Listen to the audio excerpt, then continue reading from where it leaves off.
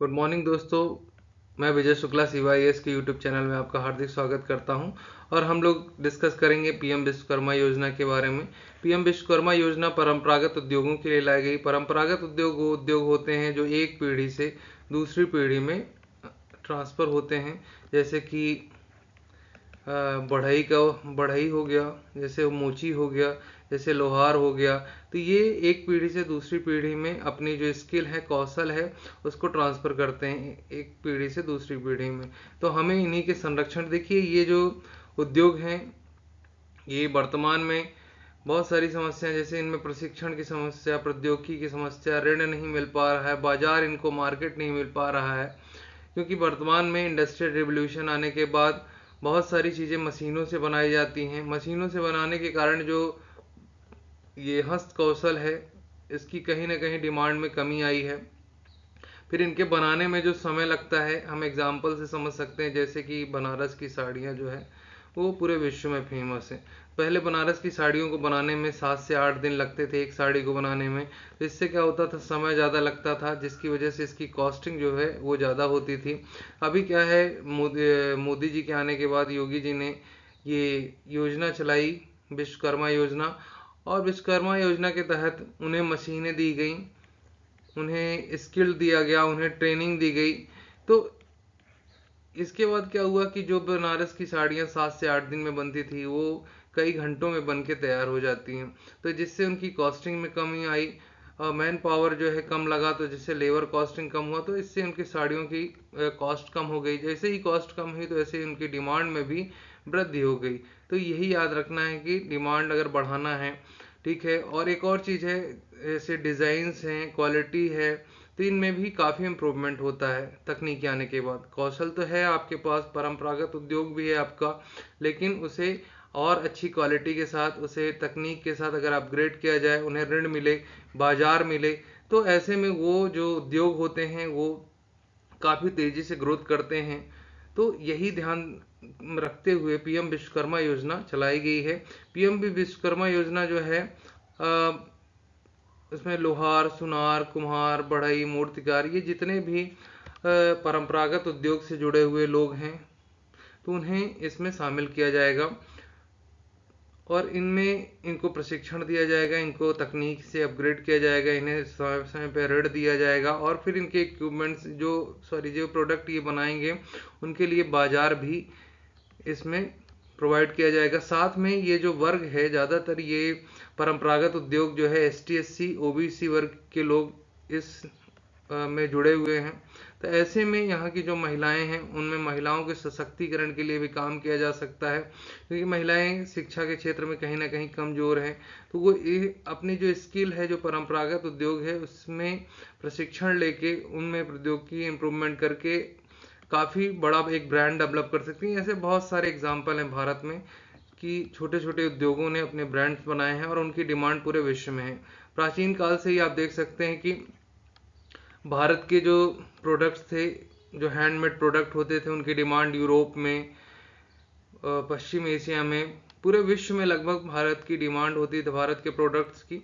तो ये याद रखना है। फिर देखिए, कोविड की वजह से, लॉकडाउन की वजह से, ये कहीं ना कहीं धन की कमी, जो एक प्रकार से इन्हें धन मुहैया होना चाहिए व्यापार बढ़ाने के लिए, वो नहीं मिल पा रहा था। तो सरकार ने पहली बार इनके विषय में भी सोचा है। फिर ये जो योजना है, इसे लॉन्च करने के लिए, इसकी घोषणा स्वतंत्रता दिवस के अवसर पर देश के प्रधानमंत्री नरेंद्र मोदी जी ने की थी कि विश्वकर्मा योजना लॉन्च की जाएगी और 17 सितंबर 2023 को लॉन्च की जाएगी, क्योंकि 17 सितंबर को विश्वकर्मा जयंती मनाई जाती है। और इसे केंद्रीय बजट 2023-24 में भी इसके संबंध में घोषणा की गई थी। यह योजना पूरी तरह से केंद्र प्रायोजित योजना है, जो भारत सरकार द्वारा वित्त पोषित होगी।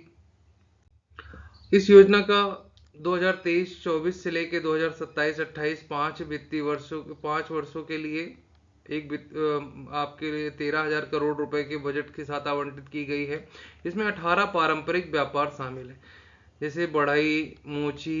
तो इस प्रकार से 18 व्यापार इसमें शामिल हैं। इनमें बढ़ई, नाव बनाने वाले, लोहार, कुम्हार, मूर्तिकार, मोची, दर्जी, सभी प्रकार के व्यवसायी लगभग इसमें शामिल किए गए हैं। फिर ये जो है मंत्रालय कौन सा है, इसको मिनिस्ट्री ऑफ MSME सूक्ष्म लघु और मध्यम उद्यम मंत्रालय के तहत ये योजना, इसकी नोडल मंत्रालय जो है एमएसएमई मंत्रालय है। ये योजना एमएसएमई, कौशल विकास उद्यमिता मंत्रालय, वित्तीय सेवा विभाग, वित्त विभाग और भारत सरकार द्वारा संयुक्त रूप से क्रियान्वित की जाएगी। तो ये आपके pre exam point of view से ये सब चीज़ें जरूरी है कि कौन सा मंत्रालय इसे चला रहा है, कौन कौन से मंत्रालय का इन्वॉल्वमेंट है, फिर कितने बजट में राशि आवंटित की गई, जिसे 13,000 करोड़ की राशि आवंटित की गई है, 5 वर्षों के लिए की गई है। फिर योजना में नामांकित कारीगरों और शिल्पों को जो है पहचान प्रमाण पत्र दिया जाएगा। जो भी स्किल्ड आपको सिखाई जाएगी, जितने भी कारीगर हैं, तो उन्हें साथ में सर्टिफाइड प्रमाण पत्र दिया जाएगा कि किसी कंपनी में भी अगर आप जाते हैं या अपनी कंपनी खुद की खोलते हैं तो आप ये सर्टिफिकेट का यूज़ कर सकते हैं कि आप गवर्नमेंट के द्वारा स्किल्ड हैं, आपको विश्वकर्मा योजना के तहत स्किल किया गया, आप इस क्षेत्र में स्किल्ड हैं। तो इस प्रकार की जो एक कला है वो आपके पास है, तो ये प्रमाणित भी किया जाएगा। फिर 5% का रियायती ब्याज दर पर ऋण दिया जाएगा। पहले 1 लाख रुपए स्टार्टिंग में 18 महीने के लिए जब आप ये चुका देंगे, फिर 2 लाख रुपए 30 किस्तों में चुकाना है, फिर उसके बाद 3 लाख रुपए तक दिया जाएगा। ये 18 वर्ष से अधिक उम्र के व्यक्ति को दिया जाएगा। और इसमें एक और शर्त है कि आप कोई और इन योजना के तहत आप ऋण, जैसे पीएम स्वनिधि है और उसके अलावा मुद्रा योजना है, तो इन सभी योजनाओं के तहत आपने ऋण ना लिया हो, ठीक है। तो इनमें अगर आपने ऋण नहीं लिया है तो ही आप इस योजना का लाभ ले सकते हैं। किसी भी परिवार की केवल एक ही सदस्य को इस योजना का लाभ मिलेगा। इस योजना में प्रशिक्षण के दौरान पर डे आपको 500 रुपये का स्टाइफंड मिलेगा। 15,000 रुपये तक की अनुदान राशि आपको दी जाएगी उपकरण खरीदने के लिए, या 15,000 रुपये की टूल किट दिया जाएगा। इसके लिए पंजीकरण के लिए गांवों में सामान्य सेवा केंद्रों के तहत इसका पंजीकरण हो सकता है। केंद्र सरकार की धनराशि मुहैया कराएगी, साथ में राज्य सरकारों से भी सहयोग का मांग सकती है। फिर योजना का उद्देश्य यह है कि कारीगरों को घरेलू और वैश्विक मूल्य श्रृंखलाओं में निर्बाध रूप से एकीकृत किया जाए, क्योंकि घरेलू जो इनकी डिमांड है उसे देखा जाए, बढ़ाया जाए, इनके लिए मार्केट्स बनाए जाएं। फिर वैश्विक इनकी जो डिमांड है उसको भी पूरा करने का प्रयास किया जाए। भाई जब तकनीक दी जाएगी, इनके साथ ऋण दिया जाएगा, ठीक है, सुविधाएं दी जाएंगी, तो ये ज़्यादा लेवल पर प्रोडक्शन कर सकते हैं, तो मार्केट में इनकी डिमांड भी उसी हिसाब से बढ़ जाएगी। भारत में फिर कॉस्टिंग कम हो जाएगी, तो कॉस्ट और डिमांड वो है, अगर कॉस्ट कम हुआ तो डिमांड बढ़ गई, ठीक है। भारत में पारंपरिक शिल्प की जो संस्कृति विरासत है उसे भी संजोए रखना है, क्योंकि ये आज से नहीं है, इतिहास से है, प्राचीन काल से चली आ रही है। तो इस सांस्कृतिक विरासत को संजो के रखना है। कारीगरों को औपचारिक अर्थव्यवस्था में परिवर्तन करने और उन्हें वैश्विक मूल्य श्रृंखलाओं में एकीकृत करना है, क्योंकि ये जितना वर्ग है ये एक प्रकार से अनऑर्गेनाइज सेक्टर में है। तो अनऑर्गेनाइज सेक्टर में है तो इन्हें ऑर्गेनाइज फॉर्म में कन्वर्ट करना, कि जिससे ये देश के विकास में अपना योगदान दे सकें, ठीक है, और सरकार की नज़र में हो।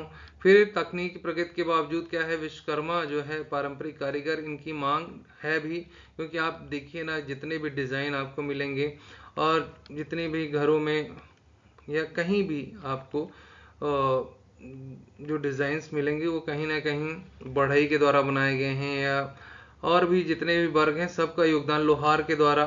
तो ये जो चीज़ें हैं ये कहीं ना कहीं कितनी भी मशीनीकरण हो जाए, लेकिन पारंपरिक जो हस्त कौशल है उसका वो जो कला होती है, वो कला हस्त कौशल से ही आ सकती है। लेकिन अगर उसमें तकनीक ऐड की जाए तो वो फास्ट हो जाता है, उसकी कॉस्टिंग कम हो जाती है। तो ये ध्यान देने की आवश्यकता है। वर्तमान में कारीगरों की पहचान करना, कि भैया बहुत सारे कारीगर ये हैं कि जो कहीं ना कहीं बाहर नहीं निकल पाते हैं, एक छोटी सी एरिया में ही सिमट के रह जाते हैं, जबकि उनके अंदर टैलेंट ज़्यादा होता है। तो उन कारीगरों की पहचान करना ग्राम लेवल पे और उनको समर्थन देना, उनको वैश्विक व्यापार श्रृंखला में एकीकृत करना, कि भैया आपके अंदर ये टैलेंट है, आप यहाँ जा सकते हो, इस प्रोडक्ट को बना सकते हो, आपके प्रोडक्ट की इतनी डिमांड है। उन्हें पता ही नहीं होता, क्योंकि शिक्षा का अभाव है, कहीं ना कहीं वो उस एरिया से बाहर नहीं निकलना चाहते।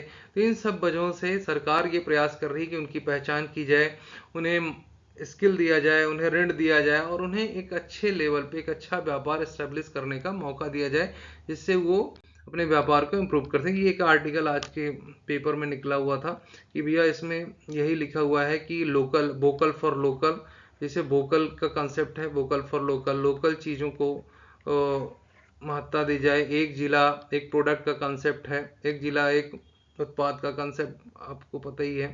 तो इसमें भी बहुत सारे परंपरागत उद्योग जो हैं उत्पाद के तहत आते हैं। फिर नेशनल, जैसे कि एक एग्जांपल दिया था कि योगी सरकार ने विश्वकर्मा श्रम सम्मान योजना के तहत लाखों शिल्पियों को प्रशिक्षित कर चुके हैं पहले ही। मध्य प्रदेश सरकार चमड़ा उद्योग से जुड़े कारीगरों के लिए नेशनल फुटवेयर डिजाइन इंस्टीट्यूट के साथ भागीदारी करके उनके लिए काम कर रही है। तो इन सब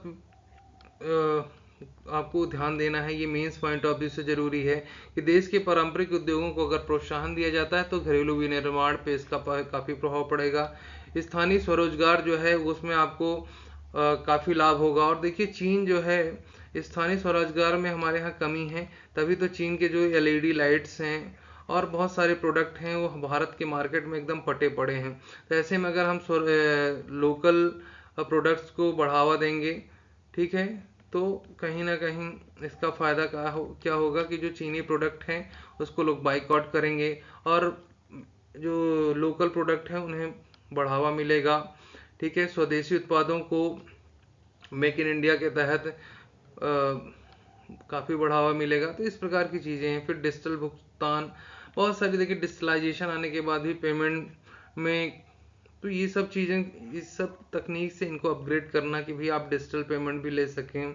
ठीक है, उसके अलावा आपको जो तकनीकें चाहिए वो मिले, आपको टूल किट दिया जाए कि आप कैसे अपने कार्य को सरल बना सकते हैं, क्योंकि 21वीं सदी है और ऐसे में अगर आप तकनीक के साथ अपग्रेड नहीं होंगे तो आप उस उद्योग को कमज़ोर कर देंगे, आपकी परंपरागत जो स्किल है वो ख़त्म हो जाएगी।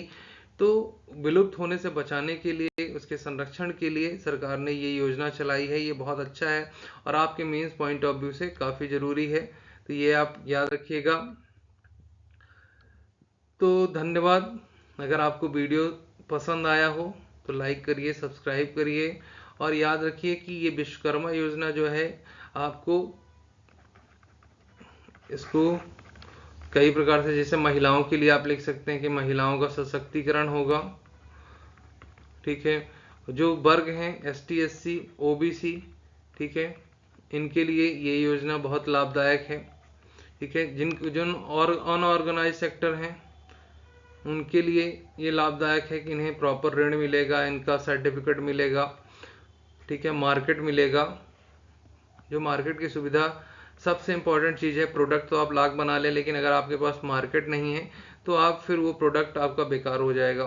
तो ये चीज़ें, इससे फ़ायदा होगा। ठीक है, अगर आपको वीडियो पसंद आया हो तो लाइक करिए, शेयर करिए। थैंक यू, धन्यवाद।